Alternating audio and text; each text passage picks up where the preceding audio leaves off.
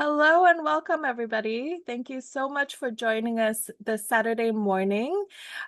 Today's session is all about your child's first phone and setting them up for success. And I know lots of parents who are joining us today have already submitted their questions, which we will get to later in the session.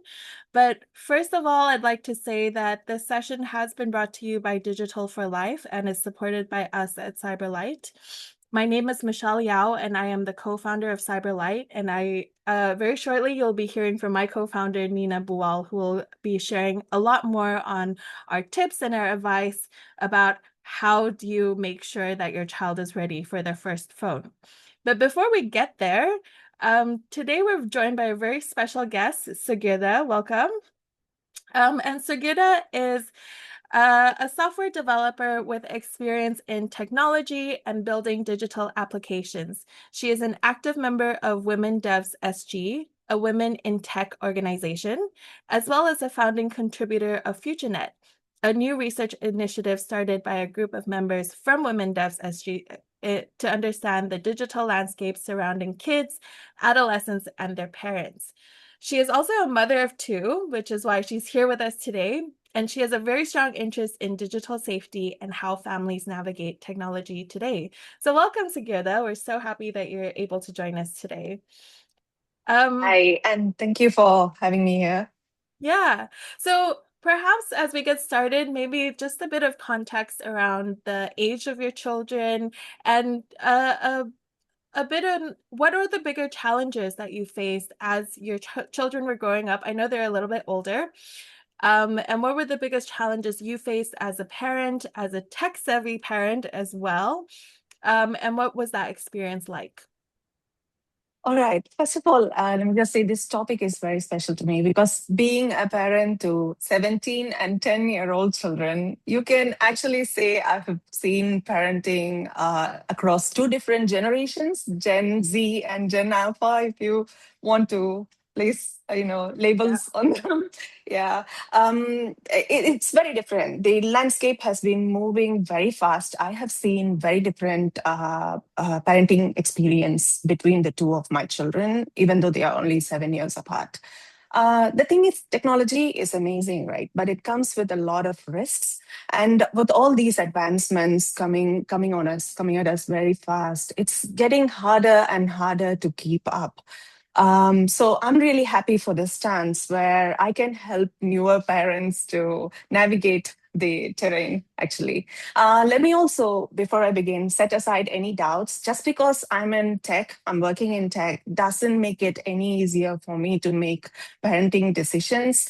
In fact, I'm having colleagues talk to me about things like this because knowing I have two children who are almost grown up now, and they have infants, 8 months old infants at home, and they have already started thinking about digital safety, and they are raising concerns around screen time, future phone requirements, the concerns about that. So just to show you that as tech parents, we share the same concerns as everyone else.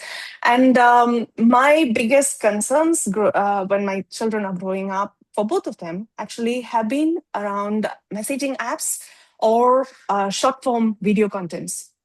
So I'll just elaborate a bit more on that. Messaging apps, WhatsApp, for example, it becomes a must have tool for kids much before earlier than parents actually anticipated. My son started using WhatsApp around 12 when he was in his PSLE year, which is the end of primary school here. And at that time, his school class group was having a WhatsApp chat group, and it was essential for him to get on it. And as parents, I don't want him missing out on opportunities. So I have to give him that opportunity too. And in my daughter's case, she's 10 now and she's already into WhatsApp because all of her friends are using WhatsApp, and it's become a norm now. And she doesn't want to stand out in a wrong way among her friends where she's the only one who doesn't have access to it. And I would support her and make a conscious decision to let her use it. Right. So the risks of messaging apps being, especially WhatsApp, there is always a chance that you may be contacted by unknown people. You may not even know who you're talking to. As children, it's difficult for them to make those decisions, and we are not really restricting contacts, and the platform itself doesn't help help in the safety of children in any way. The other one is YouTube, actually, which is the very easiest thing for people to start using, because you don't even need an account to start watching YouTube videos, actually. But the problem with these shorts, YouTube shorts, is that they are like 30 seconds long, and you easily drift from one video to another. And sometimes you end up watching content that you would not have actively searched for. We were not seeking to watch these content that we are exposed to, which is a very big risk for children, especially younger ones. And this kind of passive consumption of content also makes it very difficult for parents to get a control over, because they are used to this instant gratification where they just get new ideas, new exposure every 30 seconds. They don't need to wait for it. They don't need to work for it. That becomes very difficult to control at home. So these are the two things, which is why I had to embark on a discovery of parental controls which are out there. So coming into parental controls in phones, actually, because we were talking about it earlier. For me, there was one question I had to answer in the beginning. It's just that because there was always a time in both the kids' cases, there was always a time when they started asking for parents' phones or grandparents' phones for certain reasons. Oh, maybe play a game, try out a game that they've heard about, or maybe they wanted to ask their friends something. So they wanted to be on WhatsApp. So can I use your WhatsApp to talk? Which I was very hesitant about, because I didn't want to share my own phone with them, first of all. It blurs boundaries in my point of view, because it's difficult for me to tell them, this is the expectation, this is when you can use the phone, and only for these reasons, and so on. And secondly, it's difficult for me to set myself parental controls on my phone. I wouldn't want to do that. So it was easy for me to hand them their own phone and give them the proper expectations. And as far as tools go, my family is already using iPhones. Actually, we are already in the Apple ecosystem. So it's easy for us to use Apple's own screen time apps, actually. So what these kinds of apps do is they give you a very modular approach of setting controls over time, screen time usage over different days, weekdays, weekends, and then you have like app access controls. These apps can be used throughout the day, and some apps cannot be used unless you have explicit permission and whatnot. So that was an easier approach for me. The Actually, other day I was. oh, sorry. I just wanted to jump in here very quickly. Thank you so much for sharing all of those things. I wanted to touch on your initiative to set up parental controls, because actually, from our experience, a lot of parents don't really know that parental controls are even an option when it comes to YouTube or even Apple devices. How did you even come to find out about it? Is it a case of you work in this field, so you know it, or you had to go and seek out this information? It's definitely not because I work in this field. It definitely came up because things were getting out of control at one Right. point, Yeah. because you allow the child to use YouTube. Of course, I do restrict them to use certain form of content only on the TV, because the TV is central to the house. We are aware of what's going on over there, but whereas in a device, it's more difficult to monitor. Even though I had set up that kind of, simple requirements, YouTube on TV, it becomes out of control eventually. So it Yeah. was essential for me as a parent to find solutions.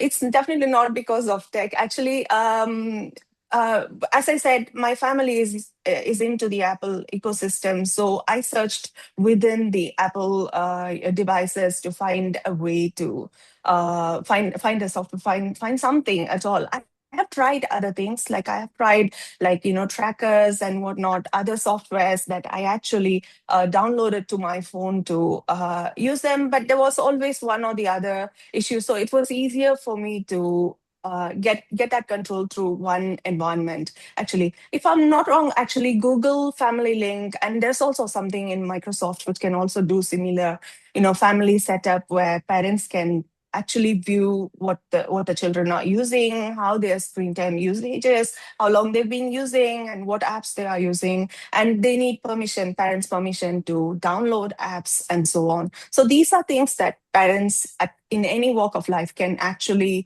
implement And pretty use, yeah. easily. Yeah, yeah. And and so on that point also, your oldest is 17, and I know that we've talked about how you've removed parental controls when they turned 16 actually. So what was the process like when you were having conversations with your children about online safety? Did you feel confident when you were going through all that? How did you kind of tackle it as a parent? Okay, from the very beginning, even for my son and for my daughter now, one of the most important things that I was focusing on was trust, actually. The trust-based relationship is very, very important, in my opinion, because tools and devices can be used. They are very good at reducing exposure, but you cannot say they will definitely eliminate any chances of anything happening in the future, right? So when something does happen, when any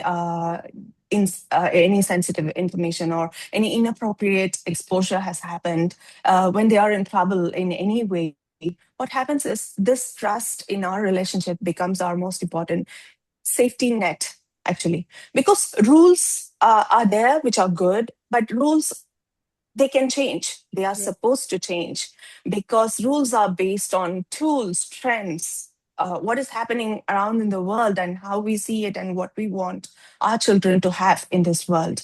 They are supposed to change. They must change because we need to move on with as I have seen in the 7 years gap between my children, actually, rules have definitely changed. Yeah. But trust is something that is grounded. You can actually rely on it because the trust-based approach in parenting actually helps children to self-regulate. As I said, when things do happen, I want to be the kind of person who's there for them to turn to. Right, I want them to come to me when they are in trouble instead of thinking, "Oh, Mama might be angry with me." Right. Yeah. So how this happened eventually was that we kept the communication channel open all the time. There's a non-judgmental space, right? I allow them to ask questions. I don't judge them for their questions. I allow them to form opinions and we reflect on them together. Sometimes, oh, what do you think? What do you think about this? The same goes with YouTube videos. She's watching something, and at the end of the day, hey, I know you were watching so and so video, and this person said this. What do you think about it? Is this the right thing to do? What do you think about it? I don't judge them, but they, so that way I know that they will come back to me, and they also understand, most importantly, why these screen time rules exist, because they know the reason behind it. They know my rationale behind giving them a restriction in the first place. So eventually, when the child becomes 13 or older, I started having concerns about privacy because I wasn't exactly sure how much I can intrude into they might want to have conversations with Yeah. their friends, and Making I this don't so want to much. listen in, listen into too much. I don't want to be the helicopter person Yeah. who's around them all the time. So this trust actually helped with loosening those restrictions And I'm so glad slowly and eventually. Yeah, Thank you. I'm so glad you brought up the concept of trust because in a lot of our webinars that people have joined us before, we talk about the concept of trusted adults and being that person for your child when they are in trouble or when they see something inappropriate online. You are the trusted adult that they can come and speak to. So with that, I think that's a very nice transition into our next segment with Nina. Thank you so much, Sugirdha, for sharing all your experiences and kind of your learnings as a parent of two children. So thank you very much for joining us this morning. I will So pass the glad floor to. now to Nina Bual, who is my co-founder at Cyberlite. So Nina, take it away, please. Thank you very much. And thank you very much for everyone who has taken the time at the beginning of the year to set their attention right and ensure that we are really moving forward, considering our children's digital parenting as well as everything else we have to do. And the first thing to acknowledge is it is a complex subject, not only driven by your designs and your ambitions, but also what outside communities are saying to your children. And there's a lot of peer pressure when it comes to understanding, is your child ready for their first device? And hopefully we'll give you all the nuances that you require to make the decision for your child and your family. And it is very different. So it has to lie with you when it's ready. And when I'm talking about device, I'm not just talking about a phone. Often I hear parents say, well, my child doesn't have a smartphone. But when it comes to cyber risk and all the worries that we have about screen time, it also equates to their use of devices like iPads and tablets themselves, or usage of your phone. So when are they getting exposure? So we want to open that conversation up to ensuring that you have the right skills and the right knowledge to ensure you're making the right decision. And as I said, it is not that there's a right answer and a right age for every child. Very much have to think about your own child and when they're ready. If you look at a 9-year-old who's incredibly mature, understands their cyberspace and is using it for critical thinking, is very different to a 14-year-old who's doom scrolling and spending hours and hours just staying in a trance on Instagram. So when we're talking about when are you ready for a device, sometimes it's also about what behaviors which will show themselves when they're on these apps and they are in these settings. So we'll go through that as well to ensure that we can predict when's the right time for your child to get that device and what behaviors are they allowed to do once they're on that device as well. And rest assured, I will go into screen time as well. As a parent of three, and my children are now 15, 14, and 9 years of age, I have to grapple with screen time on a daily basis. And I do this as a profession, and it's still probably the top 5 conversations we have in the house. So let me guide you through some of the boundaries and the considerations we've used at different age levels when it comes to that. So, first of all, when you're preparing your child for a device, consider it very much like when you're given your driving license. There are preparations that you make before you get into the car. There are lessons, rules, and practices that are expected in that setting. We want to bring this whole philosophy over to the device as well. It shouldn't be as easy as here's a device, off you go, and then the whole world is open to you. We need to prepare them, and this is a great way. And please feel free to take screenshots as we go through, and we will go through some of the settings that you can do for parent control as well. So do take screenshots, though this information is also readily available on our website, but this is all open for you to use. So preparing your child, first of all, have you got parent controls? And I'll guide you through that. Think, how do you prepare your child in interacting with people online? One of the biggest risks we have when we give a device is those who are coming back to us, those who may have bad motivation or bad intent in our children's spaces. Are your children ready to deal with behaviors they see online from outside parties? Do they know how to report? It's very clear that a child who gets an app or a phone, who has established how to block and report, is in a safer space than a child who does not have the knowledge of how they can protect themselves. And so, as we heard, independence is the key. That's where we need to drive ourselves up to. So, what are the lessons and the plans we need to give our children to ensure once we let them free, they have a roadmap to stay in their cyber world safely? And engage and support. Do they understand that the responsibility of owning a device?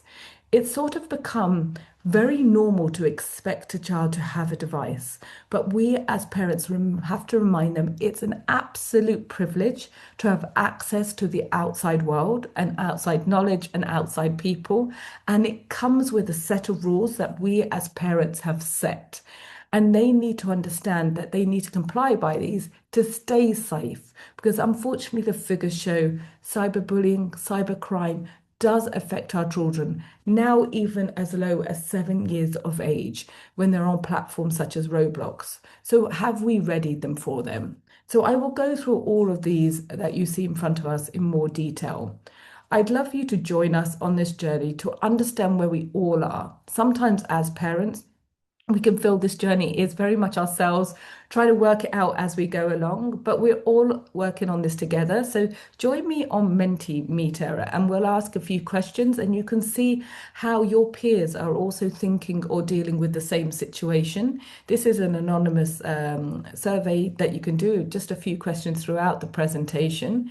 I will just wait here just a moment to allow everybody to join. I can see the numbers ticking up. You either can just scan the QR code, or if you are on a computer, just go to mentimeter.com and it will ask you for that code there. So just go ahead and do that, and I'll give you a moment to do that.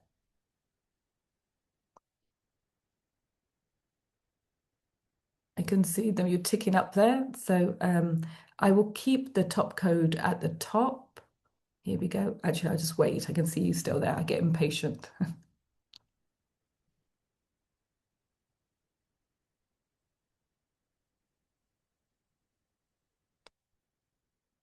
Okay, I think we are starting to get you all there. Oh, we flew up. And so my first question is, just move the pointer to where you stand for the following statements.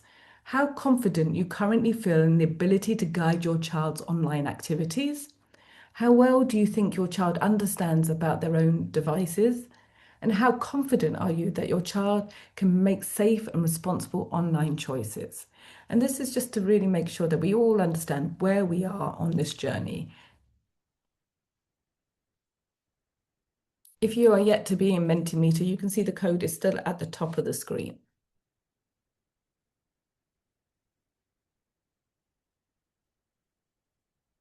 And while we get everyone's votes here, we will have question time at the end. So do put your questions into the chat and one of our team will bring them up later. And we can see here that we're all still working on this. And this is very much because our parenting foot map or map has been set by us, by our own parents. And we have established what we like about their parent and what we dislike, how we're going to do things the same, how we know more, and we're going to evolve our parenting skills to match the current landscape. But when it comes to the digital world, we don't have that foundation of knowing how our parents do it. We heard there that Gen Z and Gen Alpha parenting on the digital space is already incredibly difficult. So if you have a Generation Beta coming up at some point, that will be very, very different as well. So we constantly have to keep updating ourselves on the digital journey, which leaves us as a mass thinking, we don't always know how to do this. And so just to give some concept that we're all on the same page there. And the next question is, what's your main reason for considering a device for your child? Very much coming back to that point that it just feels normal at some point that the child should have a device. And then the community and schools are expecting it. Much of the homework, communication is done through that. And so then not allowing our child from having a device is actually cutting them off from a large part of their life. So let's see what the votes are from yourselves.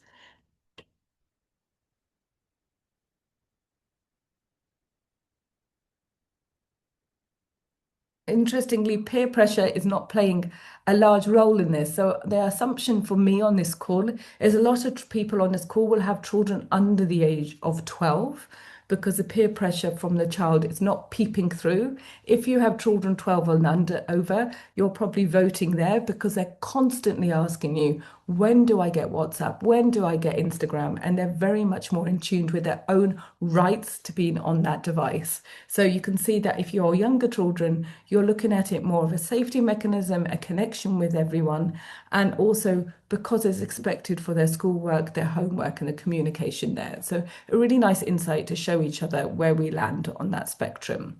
So what should we what should you set up before handling over the device? So one of the things that we've really understood now is the device will get into your child's hand at one point or another.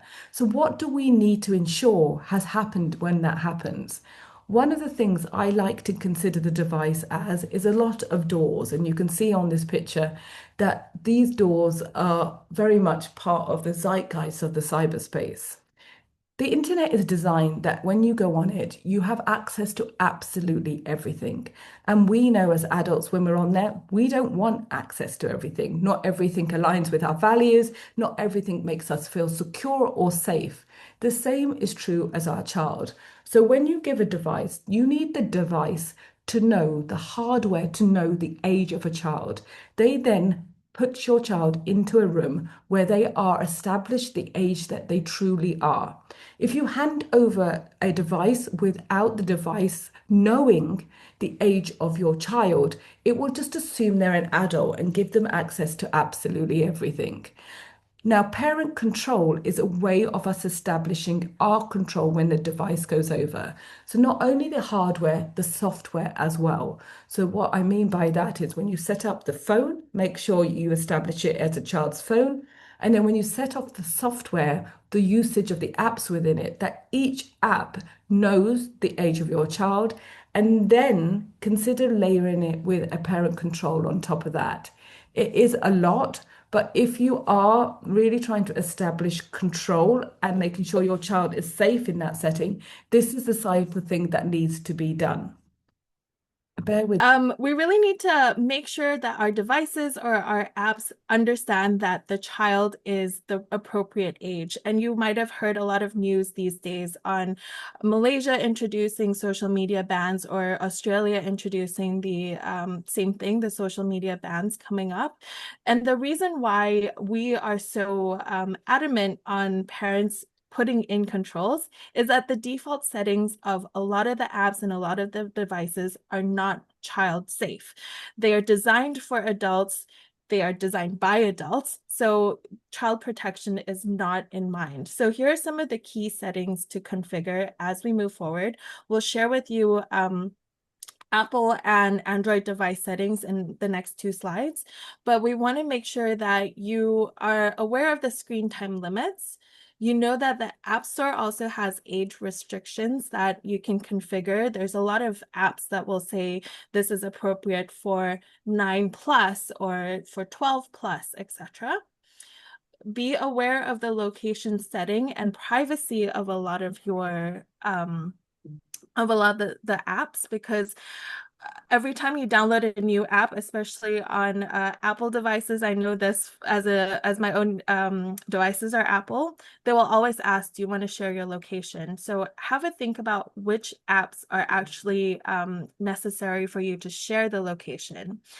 And then we go through to explicit content filtering, which is around adult content, contact and messaging permissions, where you can really restrict whether or not strangers are allowed to talk to your kids if you have the right settings on and if you know where to look.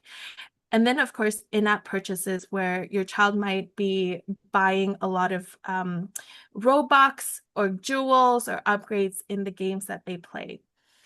Nina, are you back on? I'm back. Yes, thank you. Apologies for that. My Safari just decided to collapse on me for no reason.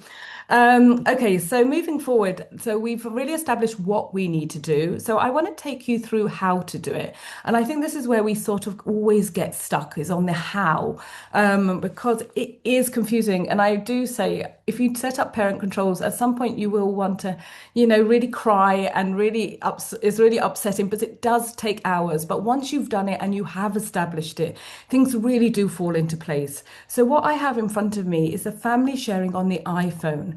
And what you can see is on iPhone, you can have more than one child. And if you're in my case where you have 3, one of the biggest problems I have is to ensure that everyone has the parent control they're expected at that age. Obviously, my 16, 15-year-old doesn't want the same parent control as 9. So I can filter that web content.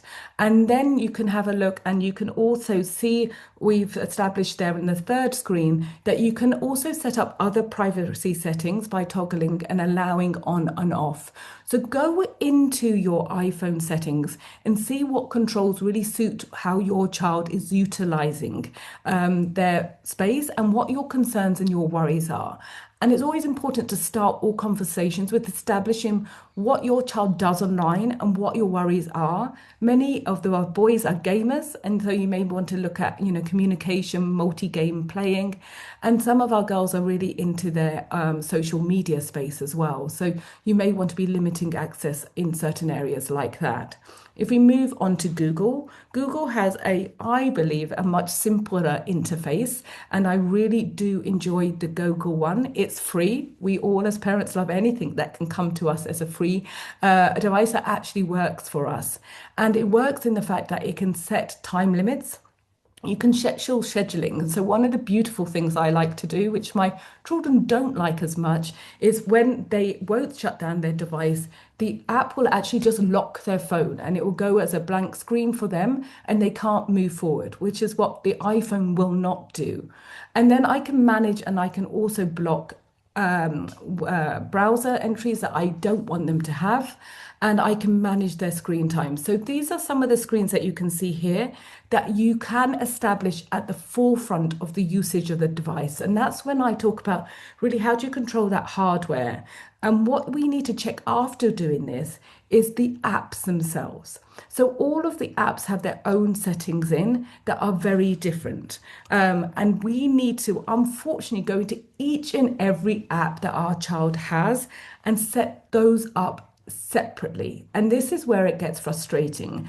And depending on the global stat you are looking at, either only 8% of parents do this or 20% of parents do this. It's not a high majority. But if you go back to those doors and those gates that I showed you earlier, what we're doing is we're telling Instagram the age of our child. We're asking them to put them behind a gate and treat them as a 13-year-old.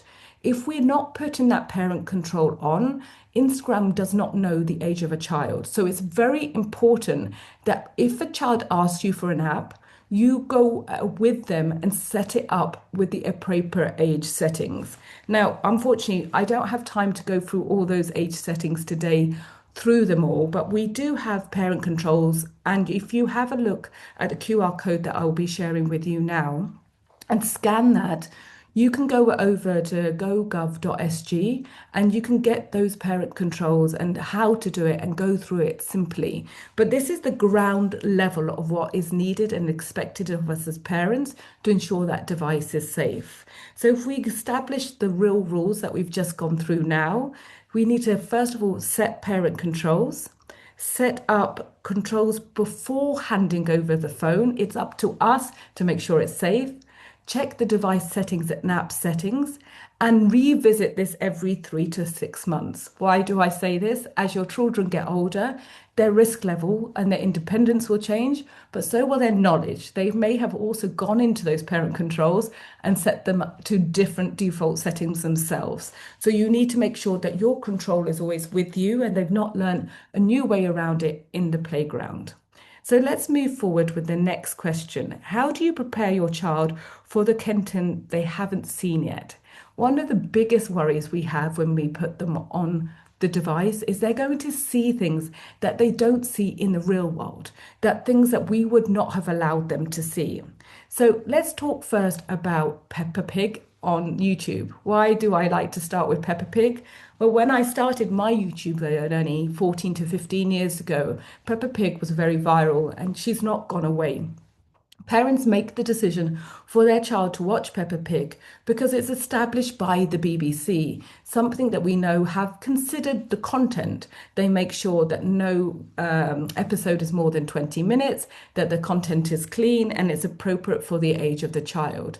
But if you look very closely at the side reels there, you'll see that the suggestions that are given to my child away from my decision always with content pieces that I wasn't too sure of or didn't like a lot. And as we know, a 13-year-old will click away from a 3-year-old will click away 13 times when they're watching something, and they end up in content that looks like what you see on the screen here. These are recommended videos next to Peppa Pig videos. And this is when you go onto your child's YouTube, you start to think, what are they seeing? What are they viewing? Now, what can we do about this? There are a lot of influencers and there is a lot of motivation from YouTube to make money. And we need to make sure that our parenting overrides that, especially in the world of AI as well. We have seen, and if you have been on your child's device recently and they're already on a device, AI is cutting through as content really, really fast and really quickly. And this is a concern and a worry to us because children of a very young age cannot establish none of this is real. And they've already developed relationships with these people on Netflix and enjoy their content. And then they're seeing them in incredibly scary settings. 60% of what young children are seeing on YouTube now is AI generated, and not all of it is positive motivated. So what are the key concerns that we need to look at? Sharing you some statistics here. The reality of content exposure is something we need to be aware of as parents. Leanne, if you click forward. 81% of Singaporean parents are concerned about their child's exposure to inappropriate content. 54% of Singaporean children have seen inappropriate content, and 3 and 4 have seen content associated with harm at some point. The content is staggering. So what do we do as parents? And one of the first things we need to do is really start the conversation. I'm just going to skip this video, mindful of time. And one of the conversations we need to have to begin with is about what they're viewing and what they're seeing. Unfortunately, there's very little we can do about an algorithm that keeps on serving. Some of the tricks that I do is I subscribe to content I want my children to see, so I trick the algorithm in YouTube. The other thing I come in every month or every couple of weeks and I block the content I don't like. Unfortunately, children are liking to subscribing to content so fast, it's very, very hard to go down and block everything. So as we heard earlier, one of the most important things is to start the conversation. And to help you with that, we do have on our website a whole series of conversation starters. So before you give a child a device, make sure you say to them certain questions like, why do you want it? What do you want to do there? How long do you need it for? These conversation starters, as I said, are not the foundation of our parenting journey. So we've really helped you out there. So going back to our Mentimeter, and I see quite a few of us are logged in there, I do have a question for everyone. What feels hardest about having a conversation? It's easy for us to all say, let's have a conversation with our children, but it's not natural to us. So there is an inclination of concern. So is it not knowing what to say, worried about scaring them? You don't want to give them ideas, unsure of what they already have seen. Which ones of these are your key concerns? I see there's a lot there coming up in you don't want to give them ideas, and this is very natural. But one of the things that I want you to be very aware of is the ideas often don't come from you. The ideas come from the playground and they're already there. Just think back to when you had educational pieces within your system. Maybe it was sex education, and before you had it, you were very concerned, the parents were very concerned about you hearing about it. But many of you had heard tidbits about it in the playground and were already confused or already curious. This is the same space as our kids are in the digital world. They're hearing pieces, they're only understanding half of the conversation from their peers, and they may not also be understanding it about the risk level as well. So that's something that is sometimes easier for us to start the conversation than allowing it to be happening from outside of us.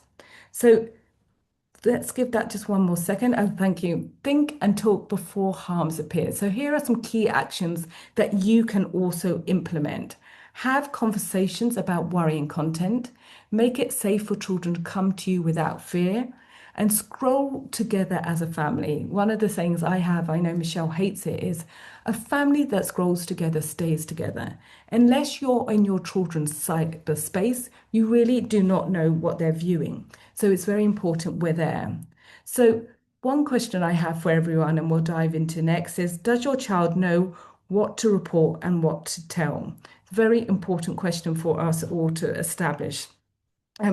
We need to make it very, very aware to our children that they can report to us. And why are they not? Why is this very hard for them to understand? The number one concern when we're in the classroom with children is that their device will get confiscated. The same is true with cyberbullying cases. Very low reporting happens about cyberbullying because the biggest concern of any child of any age is, will I get the penal consequences? Will it be punitive in my direction? So one of the first things to do is establish with children, if you come to me with a concern, it doesn't mean the device will be taken away from you. And they're not too sure as well of if things they see are bad or not. There is a significant power imbalance online. If YouTube is serving content that is worrying or concerning, maybe I'm supposed to see it, I'm not too sure. So they don't want to trouble you with things that may seem unconcerning. That's why it's very important that we start the conversation there. It becomes part of our digital parenting at the dinner table to be like, what did you see on your device today? Did anything concern you? Have your friends told you about anything that's a meme or viral? So you become part of their cyber safety journey and their own concerns. And sometimes when it's quite dark, and maybe if a person from outside their real world comes to them, they may be worried or being told to keep a secret online. And children naturally do what the power balance tells them to do. So if a stranger, a groomer online tells them to keep a secret, they may have been sworn to secrecy. So it's important, as I said, that we go into our children's spaces and understand and meet them there. So 3 things that our children need to know. What have we established through the concerns of this conversation? First of all, they need to know what to report. They need to know who to tell, and they need to know how to use these reporting tools. These are some of those things that we've established as we've moved forward. Now, I'm mindful of time, and I want to get to the fact that we do talk about screen time as well. So before we do that, what should they report? Make sure your children know when they are allowed to come to you, especially on Roblox, where there may be things that they see that are scary and confusing and very uncomfortable, like the photos that we see on the side here. Make them very clear. If you see things worrying on Roblox or Instagram, you are allowed to come and tell me without worrying that something will happen afterwards. So this is something to establish before you give a child a device of anything that's in their hands. Report inappropriate content. So the 3 things I want you to take away from the reporting are practice block reporting tools together. Make sure every time you give them an app, they know where the report button is. So my children are older and they're asking for Instagram and Snapchat. I always say to them, here, have a look at the app. Let's both find out where the report and the block is and what you're allowed to do to establish it safe for you. Have a family rule of nothing online is a secret from parents. You're not going to get into trouble if you tell me something. And that's that trust that we heard about earlier. Establish a trust that you're not the problem when there is a problem. Recognize, refuse, and report. These are 3 things we need to establish when given over device. Can they recognize? Do they know they have the right to refuse? And do they know they can report? So leading to the last subject, how do we build healthy boundaries at home? So screen time development is at the forefront of every conversation a parent has. There are obviously research to show that there are negative impacts of cognitive language and visual processing to our children. Children who are coming into the classroom now do have speech delay or maybe more delayed than 5-10 years ago. And what we hear from teachers as well is their ability to have focus is becoming really, really drained. They are unable to stay on one topic for as long as they may have been, as I said, 5 and 10 years ago. And we hear from teachers all the time, this is a key concern and worry, and that they feel sometimes school is a place where parents put their children so they're not on a device, and young children are having a long amount of screen time. It's not always parents' fault, because unfortunately now there is a design feature there to keep our children online as long as possible. Going back to the days of watching Peppa Pig, when I knew my children were created spaces, we are now in a space where YouTube wants our children to be online as long as possible. So we now see our children watching these long 2-hour Coco Melon.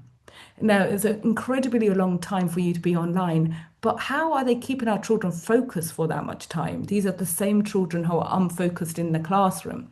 And this is because things are incredibly bright colored. They're putting children into a trance. There are many things built into the algorithm to ensure our children are constantly online and fixated with the screen in front of them.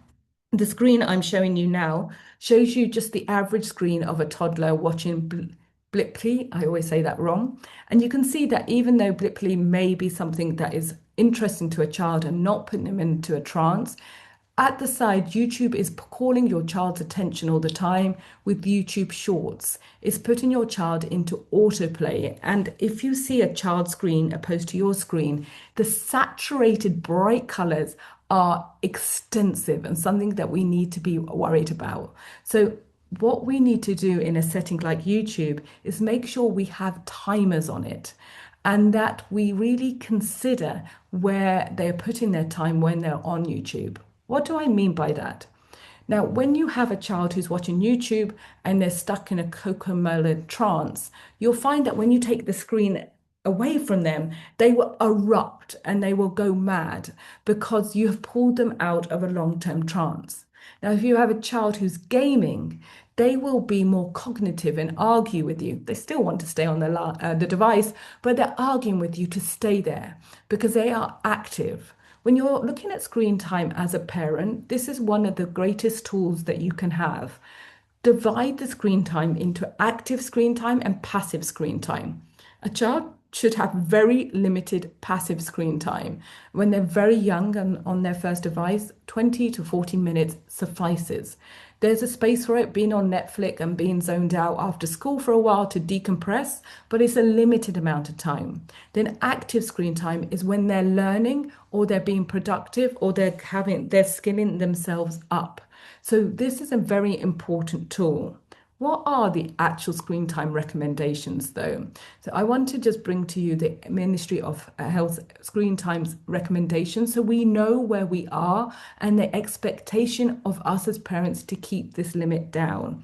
The first one is under 18 should have no screen time at all. 18 months to 6-year-olds, less than 1 hour of screen time daily. And then 7 to 12-year-olds, less than 2 hours of screen time a day. And I know a lot of you who have 12-year-olds and above will say, but they spend that much time on their schoolwork and then they're asking for it afterwards. And so there you can bring the tool out of passive and active screen time. Screen time for school can be considered differently, or passive screen time can also just be for weekends. So think about what works for your children and for your landscape. When are you at home where you control the screen time as well is very important as well. So let's set ourselves up for success. What are the 3 points? First of all, have a routine with screen time free times. In my house, we have digital spaces that no screens are allowed in at all. Bedrooms and dining tables, they are spaces that are expected you to be fully present. That's another way of putting a boundary around where the screen is allowed, mitigating that risk. Make sure you commit to having conversations as parents about their digital space and ensure that they establish responsibility for their device. I have one Mentimeter question that we will lead out with. After today, what one rule you'll discuss with your children? If you think about the rules that we've established, the guidelines that we've set into place, What of those resonate with you and that you'd like to then establish and put in with your own children? This is an open-ended question, so you'll see that they will come up slowly now. We have, thankfully, more parent controls coming up. Learning when to report. The report, many people say, but it doesn't matter. I report and nothing happens. That is strictly not true. All reports are logged and become part of the knowledge that these technology companies have where situations are going wrong, and then solutions are built for these situations. If we don't report at all, even though we feel we don't get a response back ourselves, this data will drive all of the key cyber safety design solutions of the technology companies. So it's very important that is done. Limit her screen time to 1 hour per day. No screen time on the dining table, very important. Something I tell my husband all of the time. Not that sure it always happens. Mindful about chat and Roblox. That is incredibly important and a subject all of its own. Do go and look at all parent controls for privacy and chat settings as well. A lot of tech is built with chat built in, and unless as parents we turn it off, it's always there for people to have a look at. So I'll keep this screen up for a moment because I think we're getting some great responses that we can learn from other parents as well. And leading on, engaging and supporting at home. These are just established in some of the points that we've made throughout the conversation. And do put in your questions. We have a small amount of time for questions. Manage screen time according to the MOH guidelines. By giving that boundary to the MOH and telling your children, these are the guidelines that are expected of us, puts the pressure off you as parents and also gives you the rules that you need to sort of guide yourself by. And sometimes we need those ourselves. Have a family agreement. I have one on my fridge, which we renew every year about what the rules are within the family. And they gain independence as the children get older, but it really just realigns us all. And we can go back to them and say, remember what we all agreed to, your signature is here. Let's keep to that and have regular conversations about responsibility of device ownership. Michelle, do you have any questions? We will leave this up with more resources that are there from Digital for Life, and you QR there while you give us the questions as well. Yes, so thank you so much, Nina. I know there was some technical difficulties in there, so we're running out of time a little bit, but the page you see in front of us is directs you to the Digital for Life page. As I mentioned at the start of this session is brought to you by Digital for Life, a Singapore government initiative and a movement that we at Cyberlite have been part of for many years now. So if we go to the next slide, please. We will also be sharing an infographic and all the key points that we've covered in this webinar so far. Please look out for a follow-up email in the next week. One of the FAQs we get is this session recorded and can we rewatch it or share it with our friends? Yes, it will be on YouTube. So that link with this infographic will go out next week. So if we move on to the questions bit, there's also a QR code. I know we've asked you to interact with your phone a lot, ironically, throughout the session. But if you could please complete this feedback form, this goes back to our government and it helps us maintain and bring you even more free webinars like this, more informative sessions, and helps us understand what you want to learn more about. So I know that a lot of people, when they registered for this webinar, were asked to submit any questions that you had about your child's phone, the readiness of owning a device. So I wanted to kick off there. The first question we received was around the idea that a lot of parents will give their children a small allowance of time, like 20 minutes, 30 minutes of screen time a day. But is that actually a good idea, or is it worse? Because what we're finding is that the child then tends to rush their homework for this game or game time or for screen time. What do we say about that, Nina? So in terms of using the screen time as a reward, it's a very complex place to be. And it should not be a reward, because then children are always seeing it as something to work towards. And we end up in a real scope of having to consider it as, a building screen time journey of them always doing good things only because they want the screen time. However, I do also fall into that category often because they really, really have that dopamine for wanting the screen. And sometimes it's the only thing that sort of controls their boundary. But in reality, if you have yet to give your child a device and you can set the terms, don't have it as a reward system. A device should just be part of your day and part of your life. And there should be limits on when and how you can utilize it. But we do get, and I get sometimes my kids are like, well, I haven't had my hour device time today. Can I have it now? I don't want to go to bed. And I have to make it very clear that that is not how it works. It's not that you always get this. There's a limitation on it, but it doesn't mean it is your right to always have it. And I say this, it's really hard to firmly establish this rule as well.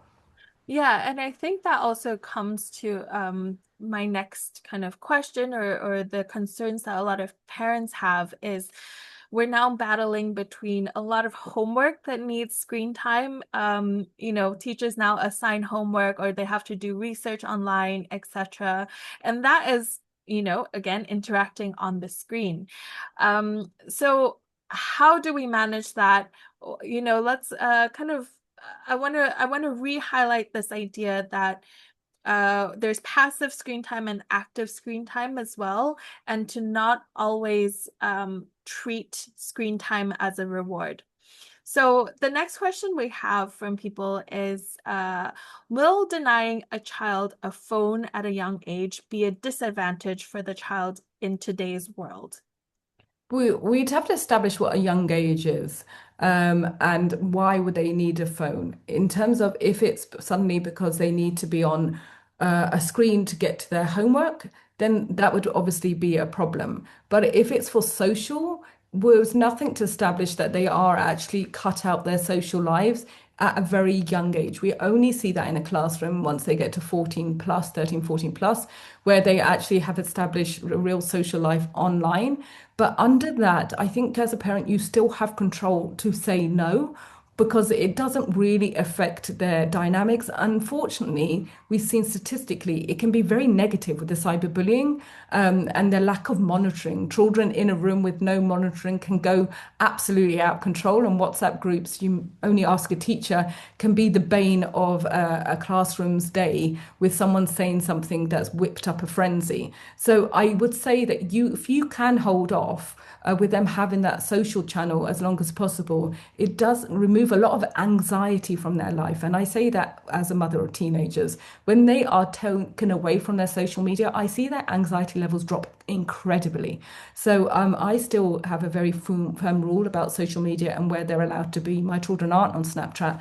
They're not allowed to socialize with their friends online. If they want to, they can call them. And we've established those rules very young, and they're very used to it. So you can do it. Yeah.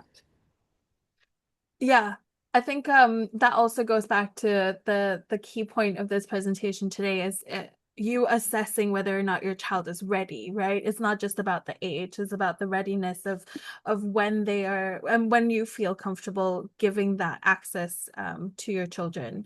The last question I want to end off with is around the app level settings and the parental controls that we covered earlier.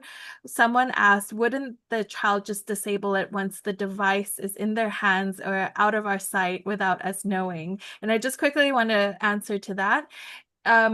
With regards to app level settings, if the app is suitable for children, and again, make sure that you're not downloading apps that are for adults, they tend to have some sort of family center or family links that you can set up. I know that's true for a lot of the social media apps and the games. And so you will have a parent level access that the child can't go in and change their settings on. That is most useful for, I'd say, 12 and under. Nina, you can speak on your experience with managing teenagers, but once they get to teenage years, it's going to be a bit harder to make sure that they don't circumnavigate your parental control settings. So with that said, thank you so much for joining us in this webinar today. I hope you found it informative. There are a couple more questions I know that we haven't been able to answer today. We ran out of time, but please feel free to contact us at cyberlite.org, and we will be happy to answer any questions that you have. We also have great resources, as you see on the screen, around starting conversations, having lots of parenting guides and tips and things like that that you can go and explore on your own time. So thank you very much to Nina for your presentation, as well as Sugirdha for joining us earlier today. And for everyone here, happy Saturday. Thank you. Thank you very much, everyone. Thank you.